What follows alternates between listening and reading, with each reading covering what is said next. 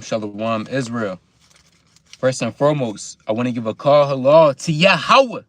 By Shema Mashiach Wamadak Yahushua. Yahweh is the name of the Heavenly Father, which the world calls God. And Yahushua is the name of his only begotten Son, who the world inwardly calls Jesus Christ. First and foremost, I want to give a strong shalom to all the mighty men that's going out there, they're laboring. They're presenting their bodies as a living sacrifice. They're doing all they can to wake up the lost sheep of the house of Israel. Not only that, they're enduring the elements, the 100-degree weathers, freezing below codes, and everything that's trying to hinder the work of the Most High. Shalom, shalom. Want to give another strong shalom to all the mighty Akwath.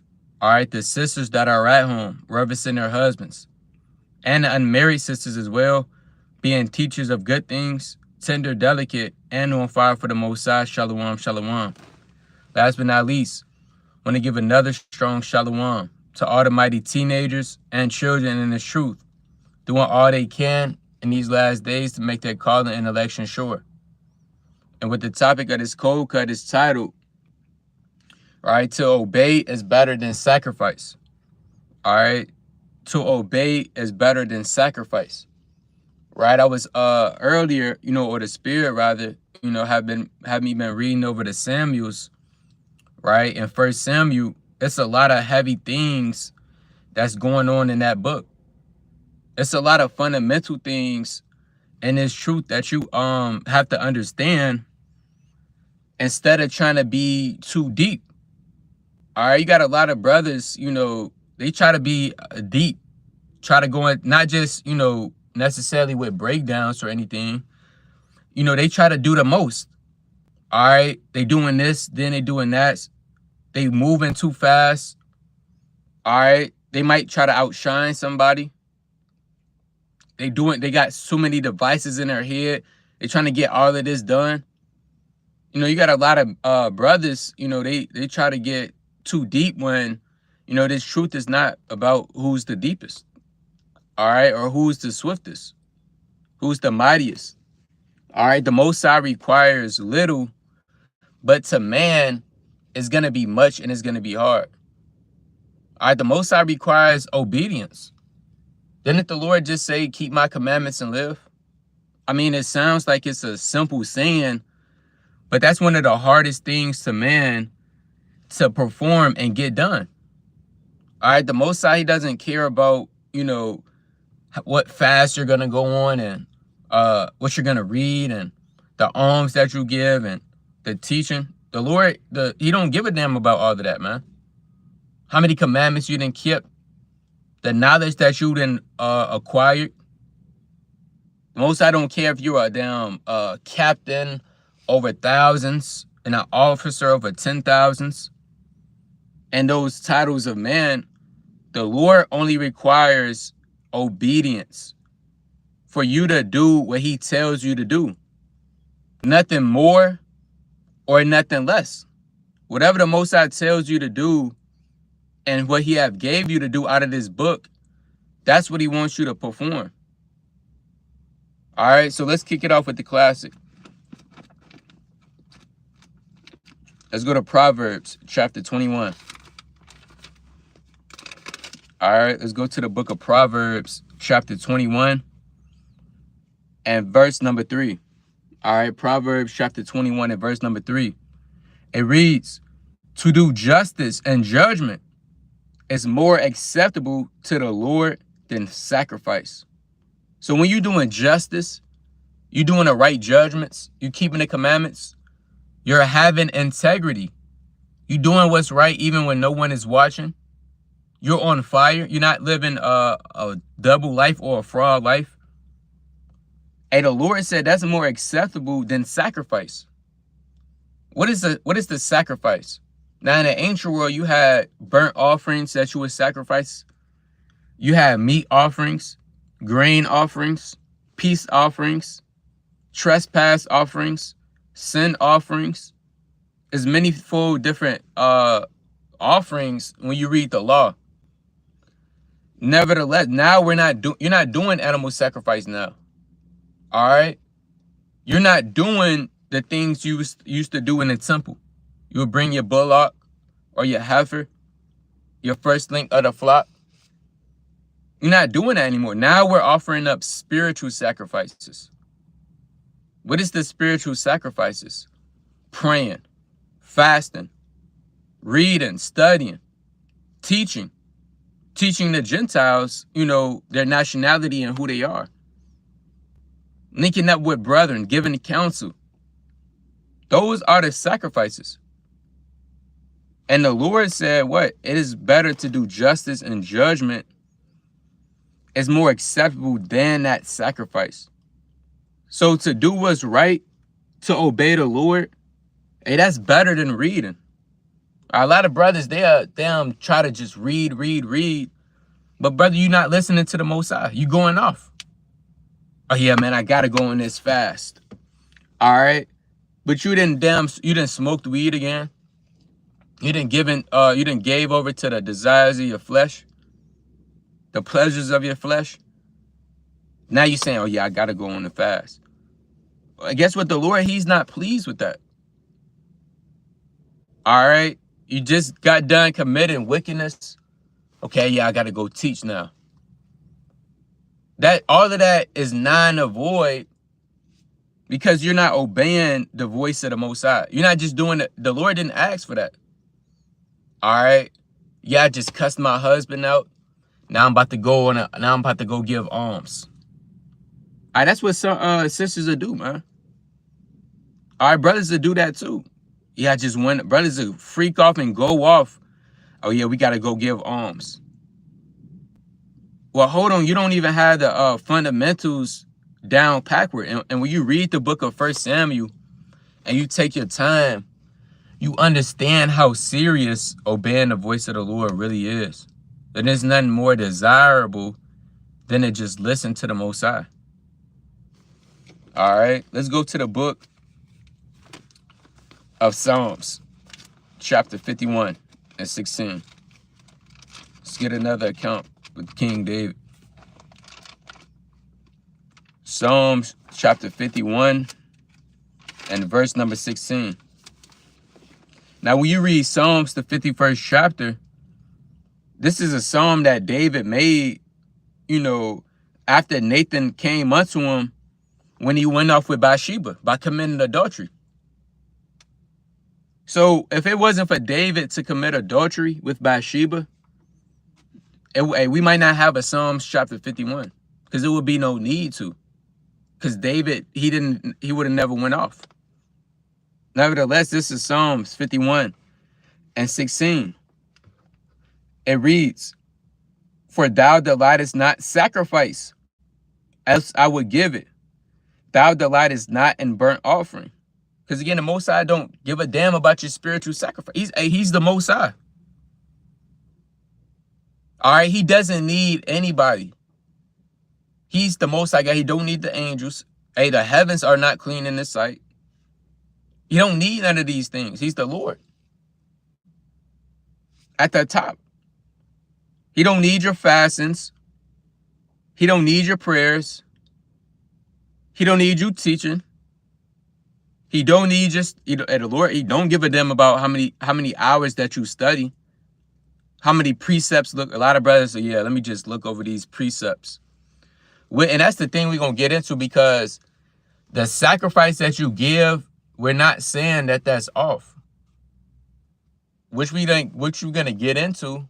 A lot of brothers, but they'll try to, let me just look, they'll go out, let me just look over my precepts. And the Lord don't give a damn about you looking over your precepts and your notebook.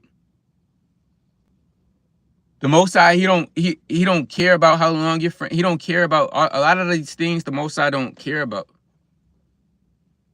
It says the sacrifices of God are a broken spirit, a broken and a contrite heart, O God, without not despise.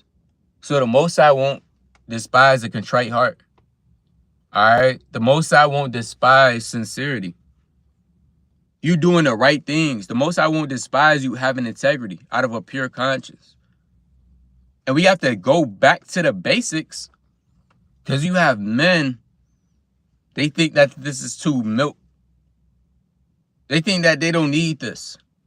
All right. And that's why a lot of, you brothers, you tend to stumble and fall because you overlooking the simple things of the scriptures, the sincere work or the milk.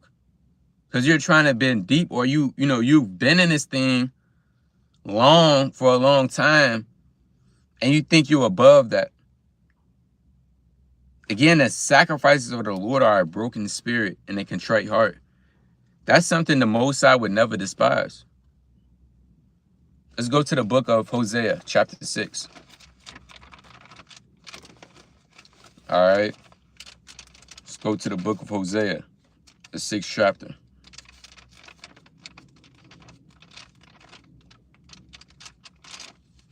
All right, this is the book of Hosea, chapter 6, and verse number 6. And it reads, for I desired, I'm going to start at verse 5. It says, therefore have I healed them by the prophets. I have slain them by the words of my mouth, and thy judgments are as the light that goeth forth. For I desired mercy and not sacrifices, and the knowledge of God more than burnt offerings. So the knowledge of the Most High is better than burnt offerings. Mercy is better than sacrifice. These are all attributes you must have, or we're gonna say you're not gonna make it. It's only a matter of time before that pride builds up. You overlook this, and 9 times you're gonna head down the wrong path, to the path of destruction. The knowledge of the Most High is a knowing who the Most High really is. Believe it or not, it's brothers in his truth, and they still don't know who the Most High is. They still don't fear him, and they don't believe in the name of Yahweh. All right? Because if you believe in the name of Yahweh, it's certain things that come behind it. You wouldn't even dare even trying to test. You got brothers still testing the Lord's waters. So the knowledge of the Lord is deeper just knowing Deuteronomy 28:68. You know you're an Israelite. It's everything that comes behind knowing who the Lord, the Most High, really is. And that's more acceptable than burnt offerings. Verse 7. But they, like men, have transgressed the covenant. There have they dealt treacherously against me. And although the Most High just asked for the simplest things, men still transgress that. And they go do what they want to do. Or they go get something else in exchange, not what the Lord asked. The Lord can ask, hey, I just want you to the Lord can ask for anything. Let's say the Most High asked for some flowers. A damn man, he would go and get some lions. Try to bring that back to the Most High. Well, you know what? This is better than the flowers, Lord. Well, guess what? That's not what the Lord asked for. He asked for Pacific flowers, not for you to go get an animal. That's what is comparable to as the Lord just asking you to obey, but you just giving other sacrifices other than obedience. Let's go to the book of Romans, chapter 9. Obedience is very important. All right, obedience is very important. Let's go to the book of Romans, chapter 6.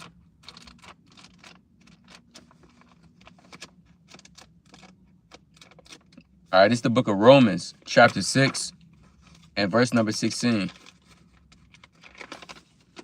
It's the book of Romans, chapter 6 and 16. And it reads, know ye not that whom ye yield yourselves servants to obey, his servants ye are to whom ye obey, whether of sin unto death, or of obedience unto righteousness. So you have disobedience, which leads to death. Then you have obedience, which leads to righteousness. So if the Lord, obedience is not something of a hard task, it's going to lead into righteousness. Doing what the Most High is not asking brothers for crazy things or sisters for crazy things. And you got a lot of sisters in the truth. The Lord asks them to put on a dress.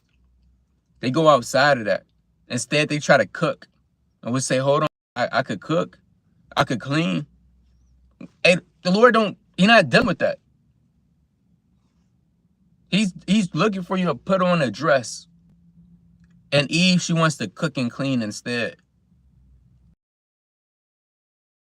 Put down sin. Take charge of your households. Don't go back to your old ways. Yet, man, he's trying to put in overtime camps. He's trying to put in fastings, reading, whether that may be videos, alms, but that's not what the Lord asked. I'm going to read that again. It says, whether up to sin unto death or of obedience unto righteousness. So you got obedience leads unto righteousness. And it's what any situation, the Most High might tell you what to do in a situation, and you still do it anyway. You still go and follow your own counsels. And the Most High might say, hey, don't go back. Well, it could be anything, any scenario. All right, just like when you read the book of 1 Kings, the 13th chapter. The Most High told that man, hey, when you go into that man's house, don't sit down and eat and drink. All right, guess what he did? Exactly opposite what the Most High told him to do. And he got put to death, and the Lord slew them. Although he held fast at first, yet he didn't obey. Obedience is forever, as long as you live upon this earth. So you have disobedience, which leads unto death and evil. And you have obedience, which leads unto righteousness. The Most High might tell you, don't talk to that woman. But you follow your counsels of your own heart and you incline unto her. The Most High might tell you, don't watch vanity. Stop hanging out with those people of the world. Stop going around your family. Watch the prophecies. Do this, do that. But you're going outside of that, of your own counsel, and that's why you're falling. All right, let's go to the book of 1 Samuel, chapter 15. All right, it's the book of 1 Samuel, chapter 15, and verse number 3. It says, now go and smite Amalek and utterly destroy all they have, and spare them not, but slay both man and woman, infant and suckling, ox and sheep, camel and ass. So the Most High told King Saul to smite everything that you see. Man, woman, infant, child, sheep, even the cattle, go kill them and slaughter them. All right, let's jump down to verse 7. And Saul smote the Amalekites from Havilah until thou comest to Shur, that is over against Egypt. And he took Agag, king of the Amalekites, alive, and utterly destroyed all the people with the edge of the sword. But Saul and the people spared Agag and the best of the sheep, and the oxen, and the fatlings, and the lambs, and all that was good, and would not destroy them all, but everything that was vile and refused, that they destroyed utterly. Now, man, this whole chapter is good. I'm going to keep reading. Verse 10. Then came the word unto Samuel, saying, it repenteth me that I have set up Saul to be king, for he has turned back from following me, and have not performed my commandments. And it grieved Samuel, and he cried unto the Lord all night. All right. Hey, this is how serious this was. Samuel was crying all night. For a man to cry all night. Because Samuel, he loved Saul. He anointed him to be king. Yet Saul, he wasn't following the commandments of the Lord to the point where Hey, the Most High said, hey, it repented me that I made him king. You don't want the Most High to feel like it repented them to bring you into this truth. It repenteth you to set you up over certain things. You don't want to make the Most High, it repenteth you to bring you in this thing. That's grievous. Jumping down to verse number 22. All right. I'm going to start at verse 21. I'm going to start at verse 20. It says, and Saul said unto Samuel, yea, I have obeyed the voice of the Lord, and have gone the way which the Lord sent me, and have brought Agag, the king of Amalek, and have utterly destroyed the Amalekites. But the people took of the spoil, sheep and oxen, the chief things which have been utterly destroyed, to sacrifice unto the Lord thy God in Gilgal. Now, with Saul's intentions of what he was finna do with the spoil, was that wrong? Was that an off idea what Saul was finna do with the offerings, with the sheep? No. Hey, the Most High loves burnt offerings. It's a sweet smelling savior unto him. But again, that's not what the Most High told him to do. And again, that's man. We don't do what the Lord tell it, but we try to, oh, well, this is better than that in our heads. Maybe I should do this instead. You know, this would be, now I'm going to save this, so this could be nice for the Most High. But guess what? The Lord didn't ask for that for the 50th time. This is what Samuel told him, verse 22. And Samuel said, have the Lord as great delight in burnt offerings and sacrifices as in obeying the voice of the Lord? Behold, to obey is better than sacrifice, and to hearken than the fat of rams. For rebellion is as the sin of witchcraft, and stubbornness is as iniquity and idolatry. Because thou hast rejected the word of the Lord, he hath also rejected thee from being king. So stubbornness, rebellion, disobedience is as idolatry and sin. And every brother has different things that the Most High has told them or required them to do in his walk. But you want to do what the Lord tell you to do. Not seek your own counsels, not listening unto man. Hey, do what the Most High told you to do. Through the Spirit. You don't want to be like Saul. Although you had good intentions, you didn't follow directions. Following directions is very important. And when you obey the voice of the Lord, when you obey the Spirit that speaketh to you expressively, and you feel great. You feel in the Spirit. You feel confident. You feel on fire. You feel gratitude in a spirit of grace and thankfulness. But you go outside of disobedience, things start to fall apart. All right, let's go to the book of 1 Samuel, chapter 13, and verse number 1. 1 Samuel 13 and 1. Saul reigned 1 year, and when he had reigned 2 years over Israel. So Saul, he reigned 3 years. All right. 3 years, Saul was on fire. For 3 years, Saul was obeying the voice of the Lord, listening to him. And that might be you in this truth. You might be in this truth for 3 years. You obeying the voice of the Lord. You keeping the commandments. You on fire. Not going back to iniquity. You're not giving in to your flesh. You might have been in 8 years on the right track, 6 years, 1 year, couple months. Jumping down to verse number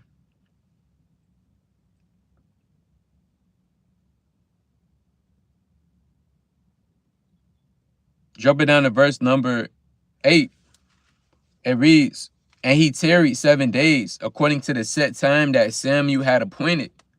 But Samuel came not to Gilgal, and the people were scattered from him. So Saul, he was supposed to wait on King Samuel for this offering. 7 days didn't come. And Saul, he didn't really know what to do. All right. Samuel didn't come in that set time. And that might be you. The Most High might tell you to do things and it don't work on your timing. Or it's not when you expected it to happen.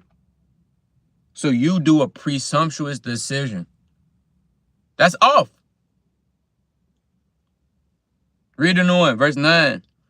And Saul said, bring hither a burnt offering to me and peace offerings. And he offered the burnt offering. And it came to pass that as soon as he made an offering, end of an offering, the burnt offering, behold, Samuel came, and Saul went out to meet him, that he might salute them. It's like salute him. And Samuel said, what hast thou done? And Saul said, because I saw that the people were scattered from me, and that thou camest not within the days appointed, and that the Philistines gathered themselves together at Mishpash. Therefore said I, the Philistines will come down now upon me to Gilgal, and I have not made supplications unto the Lord. I forced myself, therefore, and offered a burnt offering. So Saul, he wasn't obedient, but he forced himself to do something, and he went off. You don't want to force things. Stop forcing things. A lot of people, you force things. You force stuff, man. Hey, nothing should be forced. Nothing should be given too much, and everything is going to flow smoothly. The Lord said, force not the course of the river. All right? Everything should flow smoothly. If it's not, then it might not be of the Lord. A lot of people try to force conversations. Forced to try to be cool with somebody. You forcing it. Forced to try to get on somebody. Everything should be done out of sincerity and smoothly and letting things flow. Reading on. It reads, verse 13, and Samuel said to Saul, thou hast done foolishly. Thou hast not kept the commandment of the Lord thy God, which he have commanded thee. For now would the Lord have established thy kingdom upon Israel forever. But now thy kingdom shall not continue. The Lord hath sought him out a man after his own heart, and the Lord have commanded him to be captain over his people, because thou hast not commanded which the Lord commanded thee. And if you don't want to follow directions in the truth, that's fine. The Most High just going to replace you with somebody else. And for 3 years, all right, and we just read verse 1, Saul reigned for 3 years. And he was obedient for 3 years. Now you can say, hold on, why would the Lord do that? He only was disobedient one time. Look at his history. And that's spiritual, because I was talking to an Edomite yesterday, which is vanity. But he was telling me how he was working here for 6.5 years. And they called him down, and he got in trouble for something that he did one time, although he had a good record for 6.5 years. And I was thinking to myself, I said, yeah, hey, all it takes is one time. And I thought of, Ecclesiastes 10:1. But that just show you, you can have a good record in the truth for a long amount of time. Been obedient, been on fire. All it takes is for you to one time to do your own thing, be disobedient, force yourself, go outside of the commandment of the Lord, and the Most High will cast you down slowly but surely. One time. All it takes is one time for you to be disobedient. One time for you not to obey. And things is going to go left. Let's go to the book of Hebrews. Actually, let's go to Romans chapter 5 and 19.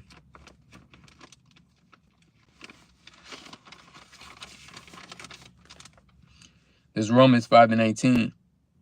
It says, for as by one man's disobedience, many were made sinners. Who is that one man? That's Adam. All it takes is for one person, one time. Look at Adam, for example.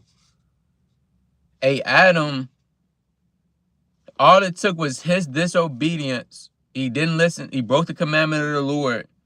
Guess what? Everybody was made sinners. We all sin because of Adam. On a deeper level, we all sin. We all go off because one man was disobedient unto the word of the Lord. Did the Most High tell Adam to offer up a burnt offering? Did the Most High tell Adam to go on a fast? Did the Most High tell Adam to just name all, even though he did, just name all of the animals? I'm satisfied with that. No. What did the Lord tell Adam? The Lord told Adam, every tree you could eat from, don't eat from the tree which is in the midst of the garden. And guess what he did anyway? He ate of it. Through that disobedience, we all made sinners. But reading on, so by the obedience of one, so just like Adam's disobedience, we was all made sinners. By the obedience of one shall many be made righteous. And that obedience of one is Hamashiach Wamarak Yahushua. Because Yahushua followed the commandment of the Lord. Yahushua wasn't disobedient. He wasn't it's nothing like a disobedient son and a disobedient child and a disobedient daughter. And you know what happens in the law if you're disobedient? And you'll get put to death. Hey, but Yahushua, he was an obedient son. He followed what his father told him to do. He followed his directions. He wasn't disobedient. He wasn't out of order. And by him, we're all made righteous through the Spirit. That's deep. Let's go to the book of Hebrews, chapter 5.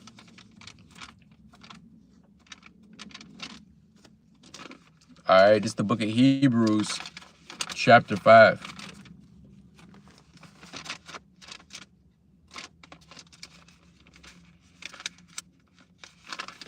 This is the book of Hebrews, chapter 5, and verse number 9. Hebrews 5 and 9. It says, and being made perfect, he became the author of eternal salvation unto all them that obey him. So if you obey the Most High and his Son, the Father and the Son, you have a chance for eternal salvation. You think people that's gonna make it to the kingdom, they're gonna be disobedient? Why would the Lord let a disobedient person enter into everlasting life? Let's just be real. Let's keep it a buck, as they say. Let's keep it a stack. Why would the Most High let somebody that's disobedient, yeah, they might have had righteous works, but they didn't follow what he told them to do, get eternal salvation?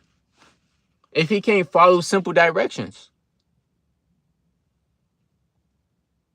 The way you get eternal salvation is if you obey the Lord. By Hashem Yahushua, his son. All right. But with that, we want to give all honor and glory to the Most High God, Yahweh. By Hashem Yahushua. Lord willing, this video was edifying. Continue to read, pray, fast, study. Most importantly, beseech the Heavenly Father for his mercy. With that, I'm going to say shalom.